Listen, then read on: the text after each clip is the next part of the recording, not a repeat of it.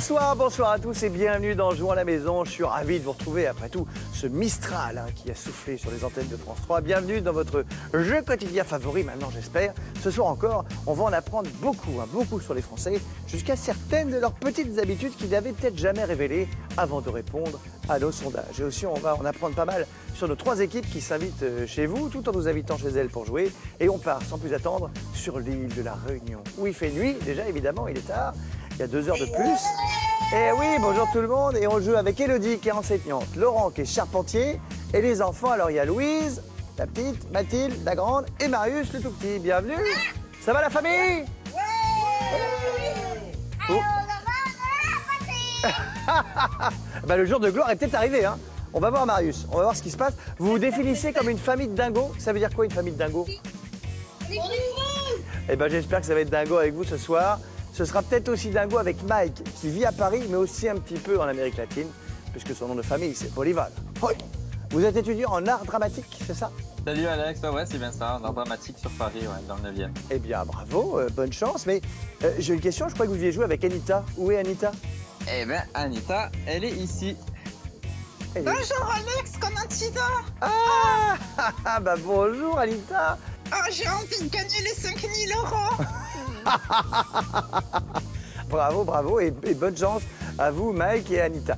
Allez, on verra aussi s'ils en ont dans le ventre, hein, du côté de Niort, avec Josiane qui est enseignante à la retraite et qui joue avec Marine, sa petite fille. Bonjour Marine. Bonjour. Alors Marine, vous êtes étudiante en statistique, donc là normalement l'émission pour vous c'est du pain béni. Ah, on sait jamais, hein. Ah, on sait jamais. Il paraît que vous aimez bien regarder les légumes pousser. Ah, c'est un peu ce que j'ai fait pendant mon confinement, oui. Bon bah écoutez, si jamais il y a une urgence et qu'il y a un légume qui pousse trop vite, on acceptera d'interrompre le jeu pour vous. Vous inquiétez pas. En tout cas, regardez, ils sont là. Ils ont bien la patate ce soir. Je crois qu'on s'est pas fait carotte sur les candidats. On jouera à Niort, mais aussi à Paris et sur l'île de la Réunion. Alors, les candidats, est-ce que vous êtes artichauts ce soir? C'est parti! Vous avez raison, ça le suffit. On y va. Jouons à la maison à 3.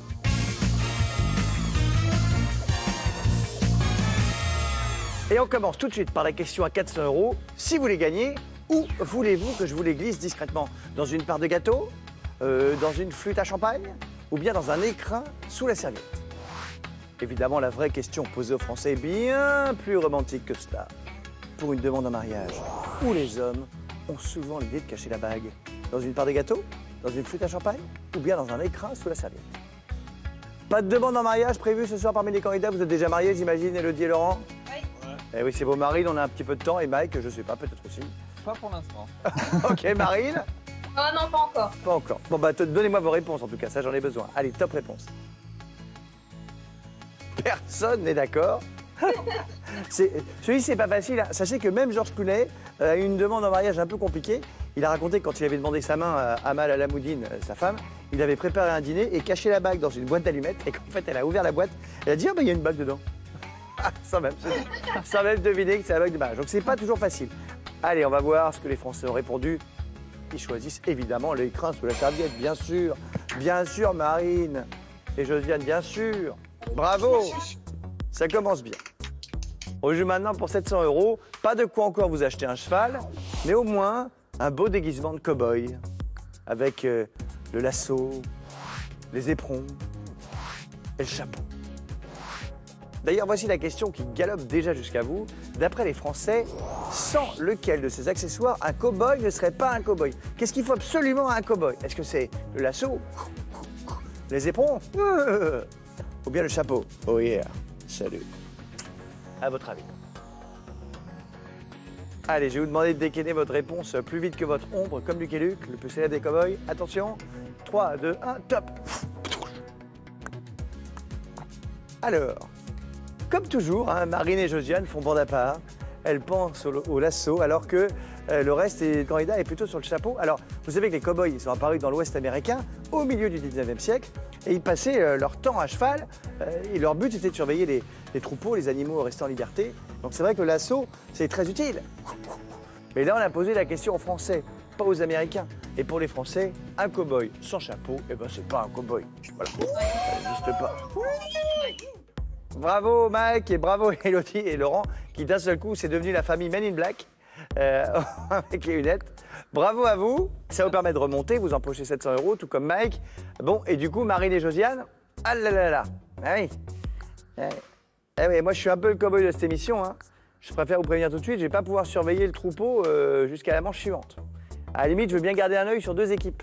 Alors attention, hein. Est-ce qu'Alita est là, prête à vous souffler les réponses, Mike, ou pas? Ah, allez, c'est parti, je suis chaud patate. Oui. Eh bien, écoute, Alita, c'est le moment. J'espère que tu es bien motivé par la prochaine question. Question qui vaut quand même 900 €. Ça va vite. 900 €, c'est beaucoup d'argent. Hein. Allez pas me dire que c'est de l'ennui, de la perte de temps ou du stress. Hein. À votre avis, selon les Français, les salles d'attente, ça rime surtout avec ennui, perte de temps ou stress? Allez, vos réponses, s'il vous plaît. Top réponse. Alors, tout se joue là. Pour vous, Marine, Josiane, Élodie et les enfants et Laurent, c'est plutôt une perte de temps. Alors que pour Mike, c'est de l'ennui. Vous aimez pas les salles d'attente, Mike et Anita? Ah non, vraiment pas. Je sais pas quoi faire. Bah, vous pouvez vous parler déjà, au moins vous pouvez vous occuper tous les deux. Oui, c'est vrai. Ça, c'est déjà pas mal. C'est pour ça que je suis étonné que vous ayez répondu l'ennui. Ah, Mike, si c'est pas l'ennui, malheureusement, vous serez éliminé de cette partie. On vous perdra, C'est vous pas et Anita. grave. Mais bon, c'est l'ennui qu'on choisit les Français à 41%. Donc vous, Non. vous êtes quasiment loin devant avec 1600 €. Anita qui est déchaînée. Et du coup, malheureusement, Marine et Josiane, comme Élodie, Laurent et les enfants avaient un petit peu d'avance, eh ben c'est vous que je vais perdre. Aïe, aïe, aïe, aïe. Bon, on a passé un bon moment, Josiane, quand même. Ça va aller, c'est très bien. Oui, Mais oui. c'est parfait. Merci à vous d'être venus jouer avec nous. Anita, Mike, Élodie, Laurent, les enfants sont comme moi. Ils vous disent tous. Allez, si vous aussi, hein, vous avez envie de jouer avec nous, eh bien n'attendez plus, pas la peine d'être dans la salle d'attente, c'est très facile, vous envoyez un petit message à l'adresse jouealamaiso@francetv.fr et je serai ravi de vous accueillir ici, peut-être dans quelques jours. Bon, les amis, c'est formidable, Élodie, Laurent, Mike, Anita, les enfants, on est cool, hein? Je suis trop contente. C'est parti, jouons à la maison à 2.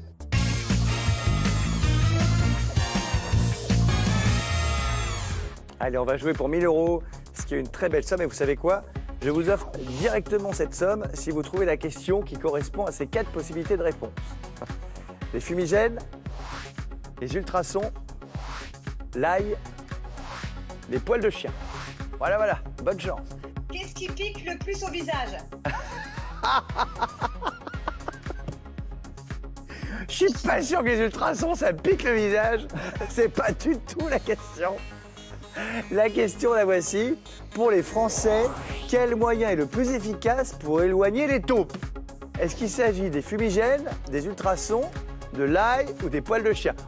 Bon, sachez en tout cas que si c'est une très grosse taupe, on peut aussi utiliser le taekwondo. Hein, Et dans ce cas, il faut qu'on s'adresse à Louise, parce que je crois qu'elle fait du taekwondo, Louise. Hein. Oui. Ouh la vache, ouh, ça fait peur, dis donc. Ah oui, ça fait très très peur. Ceinture violette. Allez, attention, je vous rappelle qu'on joue quand même pour beaucoup de sous, 1000 €. J'espère que vous allez être au taupe avec vos réponses. Allez, justement, taupe réponse, on y va. Alors, vous pensez aux ultrasons, Élodie et Laurent, alors que Mike et Anita pensent plutôt aux fumigènes. Alors, le vrai truc qu'il faut se dire, c'est qu'il faut quand même être gentil avec les taupes. Les taupes, c'est super utile dans le jardin, ça fait plein de petites galeries souterraines qui sont très importantes. Et donc, la taupe, hein, ça fait vraiment partie du top 50 des choses indispensables du jardin. Soyez sympa avec elle. Alors, les Français, ils ont répondu quoi? Eh bien, les Français, ils n'ont pas répondu les poils de chien. Hein. Ça, manifestement, ça ne fait pas fuir les taupes. Seulement 5% des Français ont répondu ça. Et ils n'ont pas non plus répondu l'ail. Seulement 10% des Français ont répondu l'ail. Ça veut dire que ça se joue entre les fumigènes et les ultrasons. Les ultrasons ont été choisis par 62% des Français.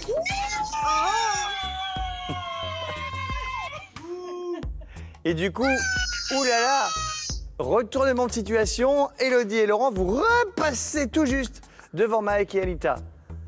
Oulala, dire que 0% des Français ont répondu adopter la taupe, c'est ça qu'il faut faire. C'est 6 millions une taupe, surtout quand elle s'appelle Renée. Voilà.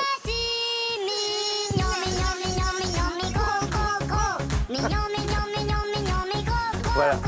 Le Ne m'en veuillez pas, mais vous allez avoir la chanson dans la tête toute la soirée.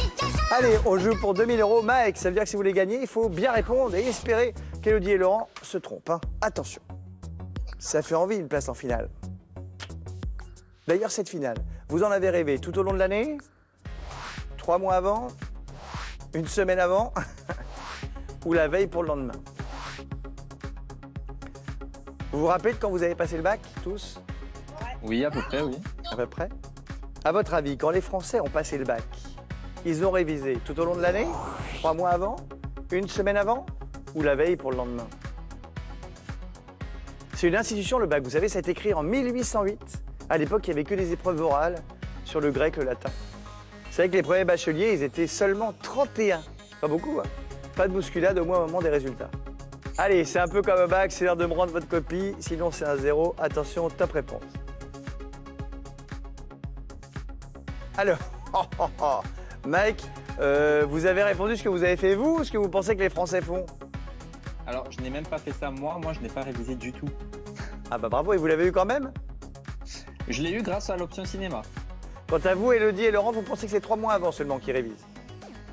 Oui. Dans la moyenne. Dans la moyenne. C'est la moyenne.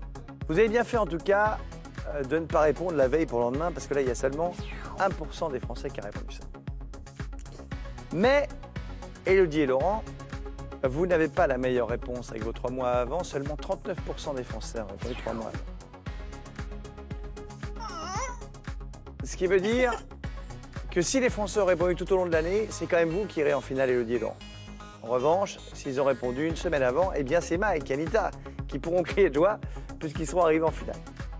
Les Français sont quand même relativement sérieux. Ils révisent tout au long de l'année, bien sûr, à 46%. Bravo! Élodie, Laurent, Louise, Mathilde et Marius, vous êtes qualifiés pour la finale. On est en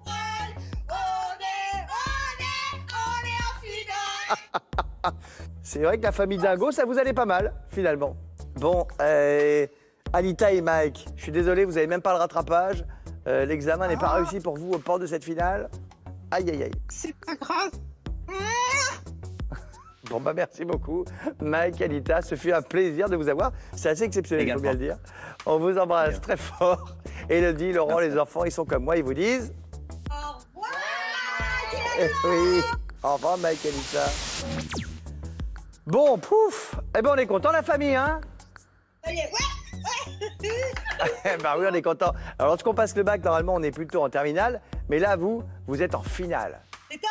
C'est top, c'est top. Et vous allez voir, c'est plus rémunérateur. Allez, on est parti pour la finale.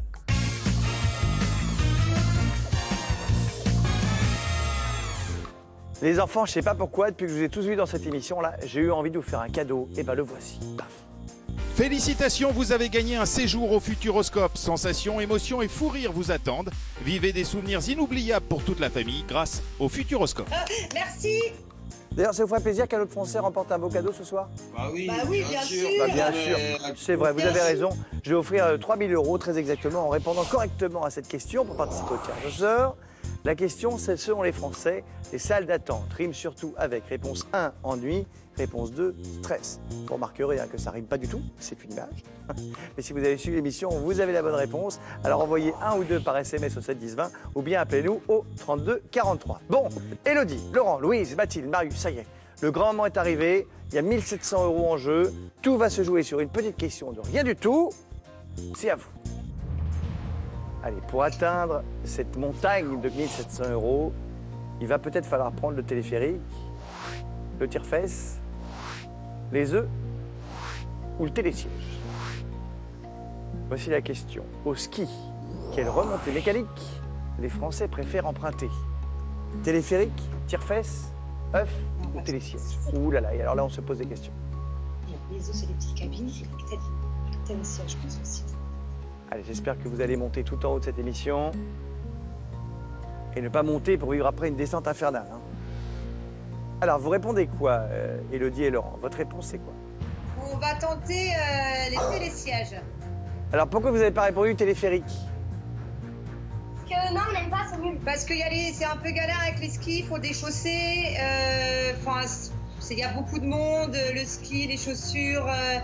C'est un peu plus compliqué. Déchausser, faire la queue, porter ses skis, c'est galère. Alors que le télésiège, on est tranquille, quoi. Bon, vous avez bien fait de ne pas répondre ça parce que 24% seulement des Français ont répondu ça. Pourquoi vous n'avez pas choisi les œufs?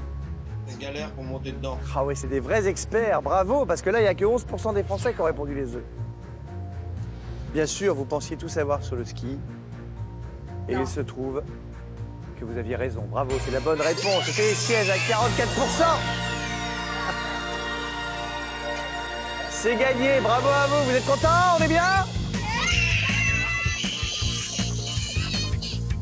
Toute la réunion est déchaînée. Bravo à vous les amis, merci d'avoir joué avec nous. Et puis merci à tous de nous avoir suivis. Si vous avez encore envie de jouer avec nous, pas de problème. On sera de retour demain. Même chaîne, même heure, même bonne heure. C'est fou. À très vite. C'était Alex. Goodbye.